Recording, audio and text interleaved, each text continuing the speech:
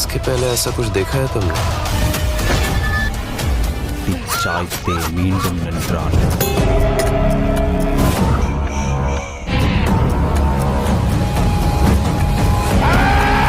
Welcome to my channel. இன்னைக்கு இந்த வீடியோவில் தரமான 5 கிரைம் த்ரில்லர் சஸ்பென்ஸ் த்ரில்லர் படங்களை பற்றி தான் பார்க்க போகிறோம். இந்த 5 படங்களும் தமிழ் டப்பிங்லேயே அவைலபிளாக இருக்குது. ஓடிடியில் போய் பார்க்கணுமான்னு கேட்டிங்கன்னா அதுதான் கிடையாது. யூடியூப்லேயே இந்த படம் ஃப்ரீயாக அவைலபிளாக இருக்குது. இந்த 5 படங்களை எப்படி சர்ச் பண்ணோன்றதை சொல்கிறேன். அதே மாதிரி இந்த 5 படத்தோட கதை சுருக்கத்தை சொல்கிறேன். எந்த கதை உங்களுக்கு பிடிச்சிருக்குன்னு நினைக்கிறீங்களோ அந்த படத்தை வேணா நீங்கள் ஃபுல்லாக பார்த்துக்கோங்க. மேற்கொண்டு டைம் வேஸ்ட் பண்ணாமல் நம்ம லிஸ்ட்டுக்குள்ளே வந்துடலாம். இந்த லிஸ்ட்டில் நம்ம ஃபஸ்ட்டாக பார்க்க போகிற படத்தோட பேர் ரகசிய போலீஸ் அப்படின்றது. இந்த படத்துல ஜெயராம் தான் முக்கியமான ரோல் பண்ணியிருப்பாரு.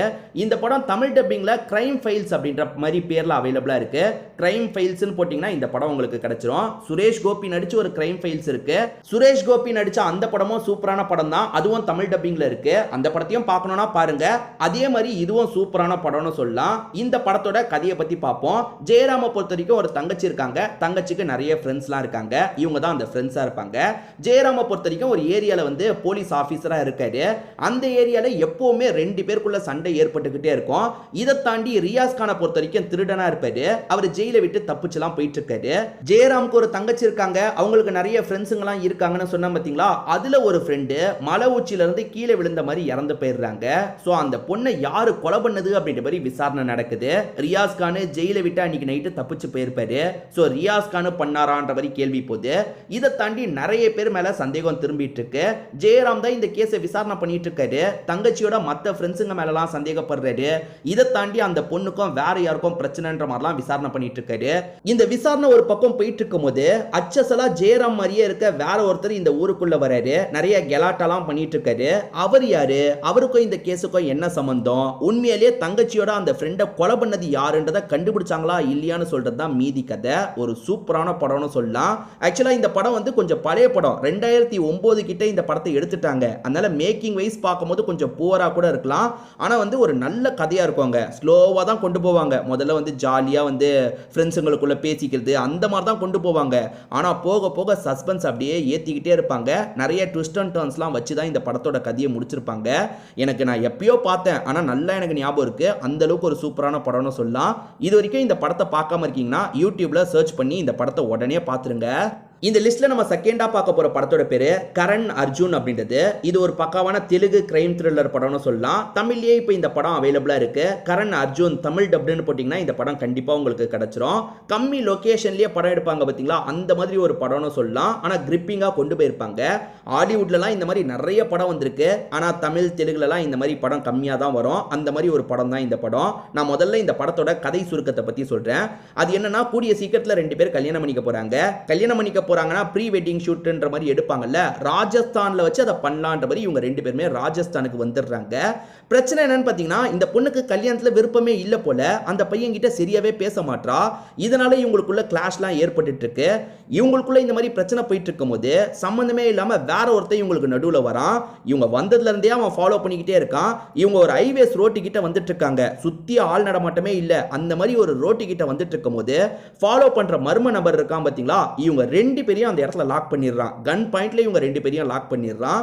லாக் பண்ணவன் முகத்தெல்லாம் மறைச்சு தான் இவங்க கிட்ட பேசிட்டு இருக்கான். அவன் யாரு, எதுக்காக இவங்களை லாக் பண்ணி வச்சிருக்கான்னு இவங்க 2 பேருக்குமே புரிய மாட்டேங்குது. அவங்க கிட்டயே கேட்கறாங்க, எதுக்காகடா எங்களை டார்ச்சர் பண்ணிட்டு இருக்க, எங்களை விடுன்ற மாதிரிலாம் கேட்கறாங்க. உண்மையில அவன் எதுக்காக இவங்க 2 பேரை லாக் பண்ணி பேசுறான், இவங்க 2 பேரை லாக் பண்றதுக்கு கண்டிப்பா ஏதோ ஒரு காரணம் இருக்கும்ல. அந்த காரணம் என்னன்ற மாதிரி ஸ்டார்டிங்ல இருந்து எண்டிங் வரைக்கும் நம்மளை யோசிக்க வச்சுக்கிட்டே இருப்பாங்க. கடைசியில தான் என்ன காரணம்ன்றதை ரிவீல் பண்ணுவாங்க. இந்த படத்தை பொறுத்த வரைக்கும் நிறைய இவங்க பேசிக்கிட்டே இருக்க மாதிரி தான் வரும். ஆஹா ஓகோன்ற மாதிரிலாம் நான் சொல்ல மாட்டேன். ஆனா ஒரு டீசென்ட்டான படம்னு சொல்லலாம். டைம் பாஸ் பண்றதுக்கு ஒரு படம் பார்க்கணும்ப்பா அப்படின்ற மாதிரி சொன்னீங்கன்னா இந்த படத்தை ஒன்ஸ் நீங்க செக் பண்ணி பாருங்க. இந்த லிஸ்ட்ல நம்ம அடுத்ததா பார்க்க போற படத்தோட பேரு வளையம் அப்படின்றது. இது ஒரு தெலுங்கு படம் தான். 2020 இந்த படம் வெளியாச்சு. இது ஒரு சூப்பரான கிரைம் த்ரில்லர் படம்னு சொல்லலாம். இந்த படம் தமிழ் டப்பிங்லேயே இப்போ அவைலபிளா இருக்கு. நீங்க வளையம் தமிழ் டப்னு சர்ச் பண்ணீங்கன்னா இந்த படம் உங்களுக்கு கிடைச்சிரும். சில சமயம் படம் கிடைக்காம போக கூட வாய்ப்பு இருக்கு. ஏன்னா நான் பார்க்கும்போது அந்த படம் இருந்திருக்கும். நீங்க பார்க்கும்போது ஒருவேளை யூடியூப்ல இருந்து அந்த படத்தை தூக்க கூட செஞ்சிருக்கலாம். ஸோ சில சமயம் அப்படி நடக்கும். இந்த படம் உங்களுக்கு கிடைக்குதா இல்லையான்றதை பார்த்துக்கோங்க. நான் முதல்ல இந்த படத்தோட கதையை பத்தி பத்தி சொல்றேன். ரெண்டு பேருக்கு ரீசெண்டா தான் கல்யாணம் ஆயிருக்கு. ரெண்டு பேருமே வந்து அபார்ட்மெண்ட்ல இருக்க ஒரு ஃபிளாட்டுக்கு குடி வந்துடுறாங்க. இவங்க ரெண்டு பேருக்குள்ளேயும் சின்னதா ஏதோ ஒரு பிரச்சனை மாதிரிலாம் போயிட்டு இருக்கு. ஹஸ்பண்ட் வேலையெல்லாம் முடிச்சுட்டு வீட்டுக்கு வந்து பார்த்தா ஒய்ஃப் மிஸ் ஆகுறாங்க. எங்க ஒய்ஃப் போனா அப்படின்ற இவருமே வந்து போலீஸ் ஸ்டேஷன்ல வந்து கம்ப்ளைண்ட் கொடுக்குறாரு. போலீஸ் விசாரணை பண்றோம்னு சொல்றாங்க. ஆனா பெருசா எந்த ஒரு விசாரணையும் பண்ண மாட்டாங்க. நம்ம ஒய்ஃபை கண்டுபிடிக்கணும்னா நம்ம தான் களை இறங்கி விசாரிக்கணும் அப்படின்றத ஹீரோ புரிஞ்சுக்கிறாரு. இவருமே ஒய்ஃப் எங்க போயிருக்க வாய்ப்பு இருக்கு, ஒய்ஃபை யாராவது கடத்தியிருக்க வாய்ப்பு இருக்கான்ற மாதிரிலாம் பயங்கரமா விசாரணை பண்றாரு. இதுல நிறைய பேர் மேல சந்தேகம் போகுது. உதாரணத்துக்கு இவங்க ரெண்டு பேருமே அந்த வீட்டுக்கு குடி வந்தாங்க பாத்தீங்களா, எதிர் வீட்டுல இருக்க நபர் இருக்காரு பாத்தீங்களா, சபலப்பட்டு இந்த ஒய்ஃபை பாக்குற மாதிரிலாம் நமக்கு காட்டுறாங்க. ஒருவேளை அவர் சம்பந்தப்பட்டிருப்பாரான்ற மாதிரி கேள்வி வருது. இந்த மாதிரி ஒய்ஃபை தூக்குறதுல நிறைய பேருக்கு மோட்டிவ் இருக்கும். யாரு ஒய்ஃபை தூக்குனாங்க, ஒய்ஃப் அங்கிருந்து காணாம போறதுக்கு காரணம் என்ன, இதுக்கு பின்னாடி இருக்க விஷயத்தெல்லாம் ஹீரோ கண்டுபிடிச்சாரா இல்லையான்னு சொல்றது தான் மீதி கதை. ஒரு சூப்பரான படம்னு சொல்லலாம். இது வரைக்கும் பார்க்காம இருக்கீங்கன்னா கண்டிப்பா ஒன்ஸ் செக் பண்ணி பாருங்க. இந்த லிஸ்ட்ல நம்ம நாலாவதா பார்க்க போற படத்தோட பேரு 100 டிகிரி செல்சியஸ் அப்படின்றது. ஆக்சுவலா இது ஒரு மலையாள கிரைம் த்ரில்லர் படம் தான். இந்த படம் 2014ல வெளியாச்சு. தமிழ் டப்பிங்ல கடைசி ஒரு வருஷமா அவைலபிளா இருக்கு. ஸோ சர்ச் பண்ணீங்கன்னா உங்களுக்கு கிடைச்சிரும். 100 டிகிரி செல்சியஸ் தமிழ் டப்னு போட்டிங்கன்னா கண்டிப்பாக இந்த படம் உங்களுக்கு கிடைச்சிரும். மலையாளத்தில் 2014ல் பீக்கில் சிலர் இருந்தாங்க பார்த்தீங்களா, அவங்க எல்லாருமே இதில் இருப்பாங்க. உதாரணத்துக்கு சொல்லணும்னா அனன்யா, மேக்னா ராஜ், ஸ்வேதா மேனன், இவங்க எல்லாருமே இந்த படத்தில் நடிச்சிருப்பாங்க.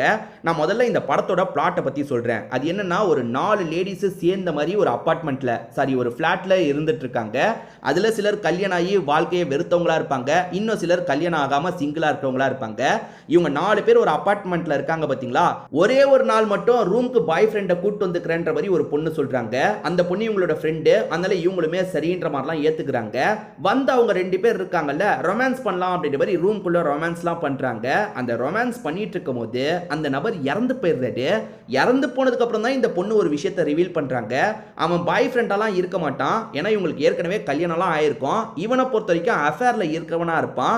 இவன் திடீர்னு இறந்து போயிட்டான்ல, இயற்கையான சாவா தான் இருக்கும். ஆனா வெளியே சொல்றதுல இவங்களுக்கு ஒரு பிரச்சனை இருக்கு. வெளியே சொல்ல முடியாது, ஏன்னா அஃபேர்ல இருந்திருக்கிறத எப்படி வெளியே சொல்ல முடியும். அதனால இவனோட பாடியை நம்மளே டிஸ்போஸ் பண்ணணும்னு யோசிக்கிறாங்க. இப்போ இவங்களே பாடியை டிஸ்போஸ் பண்றதுக்கு ட்ரை பண்றாங்க. இவங்களால முடியலன்ற பட்சத்தில் இவங்களுக்கு தெரிஞ்ச ஒருத்தங்கிட்ட காசு கொடுத்து பண்ண சொல்றாங்க. அப்படி காசு கொடுத்து பண்ண சொன்னவன் திடீர்னு காணாம போயிடுறான். அவனுக்கு என்னாச்சு ஏதாச்சுன்னு எதுவுமே தெரிய மாட்டேங்குது. இவங்களுமே ஏதோ பிரச்சனை முடிஞ்சிருச்சுல விடுன்ற மாதிரிலாம் யோசிச்சுட்டு இருக்காங்க. அப்பன்னு பார்த்து ஒரு மர்ம நபர் ஃபோன் கால் மூலியமா இவங்களை மிரட்ட ஆரம்பிக்கிறாரு. நீங்க பண்ண விஷயம் எனக்கு தெரியும், நான் சொல்ற சில விஷயங்களை நீங்க பண்ணாதான் உங்களோட வீடியோலாம் வெளியே வராது அப்படின்ற மாதிரிலாம் மிரட்டிட்டு இருக்கான். இவங்களை மிரட்டுறது யாரு என்னன்ற மாதிரி ஒரு கேள்வி இருக்குல்ல, அதுக்கான பதில் இந்த படத்தை பார்க்கும்போது உங்களுக்கு தெரிய வரும். நீங்க எதிர்பார்க்காத நிறைய திருப்பங்கள்லாம் இந்த கதையில வச்சிருப்பாங்க. ஒரு சூப்பரான படம்னு சொல்லலாம். இந்த லிஸ்ட்ல நம்ம கடைசியா பார்க்க போற படத்தோட பேரு தூமம் அப்படின்றது. ஆக்சுவலா இது ஒரு மலையாளம் கன்னடா பைலிங்குவல் படம்னு சொல்லலாம். இந்த படத்துல ஃபகத் ஃபாசில், அபர்ணா பாலமுரளி இவங்க 2 பேர் தான் இணைஞ்சு நடிச்சிருப்பாங்க. இந்த படத்தோட முடிவுல ஒரு சூப்பர் மெசேஜ் சொல்லியிருப்பாங்க. அதே சமயம் அந்த முடிவு தான் கொஞ்சம் வீக்கா இருக்கும். ஸ்டார்டிங்ல இருந்து எண்டிங் வரைக்கும் சூப்பரா கொண்டு போறவங்க முடிவுல ரொம்பவே சொதப்பிருப்பாங்க. முதல்ல இந்த படத்தோட பிளாட்டை பத்தி பார்ப்போம். விளம்பரத்துக்கு ஐடியா கொடுப்பாங்கல்ல, அதாவது கிரியேட்டிவா விளம்பரத்துக்கு ஐடியா கொடுக்கிற வேலையை தான் ஃபகத் ஃபாசில் பண்ணிட்டு இருக்காரு. இவர் பண்ண ஒரு விளம்பரத்து மூலியமா அந்த சிகரெட்டோட சேல்ஸ் இருக்கு பாத்தீங்களா, நல்லா கூடியிருது. இப்படி எல்லாம் நல்லா போயிட்டு இருக்கும் போது இவரும் இவரோட ஒய்ஃபும் கடத்தப்படுறாங்க. மயக்கமான நிலைமையில இருந்து கண்முழிக்கிறாங்க.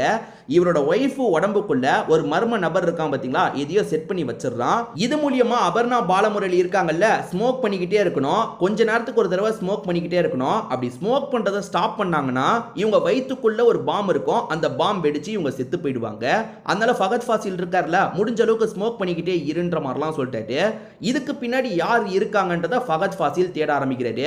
ஏன்னா ஒய்ஃபு உடம்புக்குள்ள இருக்கிறத வெளியே எடுத்து ஒய்ஃபை காப்பாற்றணும்னா கண்டிப்பா இதுக்கு பின்னாடி இருக்கிறது யாருன்றதை இவர் கண்டுபிடிச்சாகணும். இவர் வேலை பார்த்த இடத்துல எதிரிங்க யாராவது இப்படி பண்ணியிருப்பாங்களா, இல்ல ஆப்போசிட் கம்பெனியை சேர்ந்தவங்க இப்படி பண்ணியிருப்பாங்களா, இல்ல வேற யாராவது பண்ணியிருப்பாங்களா அப்படின்ற மாதிரி பயங்கரமா விசாரணை பண்றாரு. ஒய்ஃபை இதுல இருந்து இவர் காப்பாத்தினாரா இல்லையான்னு சொல்றது தான் இந்த படத்தோட மீதி கதையா இருக்கும். ஒரு சூப்பரான படம்னு சொல்லலாம். ஆக்சுவலா இந்த டைரக்டர் இருக்கார்ல, கன்னட சினிமாவில் தரமான நிறைய படங்கள்லாம் கொடுத்துருக்காரு. உதாரணத்துக்கு யூ டர்ன் படம்லாம் இவர் தான் எடுத்தார்னு நினைக்கிறேன். ஒரு நல்ல டேரக்டரு. இந்த படமும் நல்லா தான் இருக்கும். ஆனால் நீங்கள் எதிர்பார்க்குற அளவுக்கு பயங்கரமாக இருக்காது. கொஞ்சம் ஸ்லோவாக தான் ஆரம்பிக்கும், போக போக பரபரப்பு எடுக்கும். ஆனால் முடிவு வந்து ஒரு மாதிரி சப்புன்னு தான் முடிச்சிருப்பாங்க. இது வரைக்கும் இந்த படத்தை பார்க்காம இருக்கீங்கன்னா கண்டிப்பாக ஒன்ஸ் செக் பண்ணி பாருங்க. இந்த லிஸ்ட்டில் நான் மொத்தமாக 5 படங்களை பற்றி சொல்லியிருக்கேன்ல, இந்த 5 படமும் ஓரளவுக்கு நல்லா தான் இருக்கும். இந்த 5 படங்களில் எந்தெந்த படங்களை நீங்கள் ஏற்கனவே பார்த்துட்டீங்க, அதில் எது உங்களுக்கு பிடிச்சது, எது உங்களுக்கு சுத்தமாக பிடிக்கலன்றதை கண்டிப்பாக கமெண்ட் செக்ஷனில் சொல்லுங்கள். ஏன்னா இந்த வீடியோவை பார்க்குற மற்றவங்களுக்கு அது யூஸ்ஃபுல்லாக இருக்க வாய்ப்பு இருக்குது. திரும்பி வேற ஒரு வீடியோவில் நம்ம பார்க்கலாம்.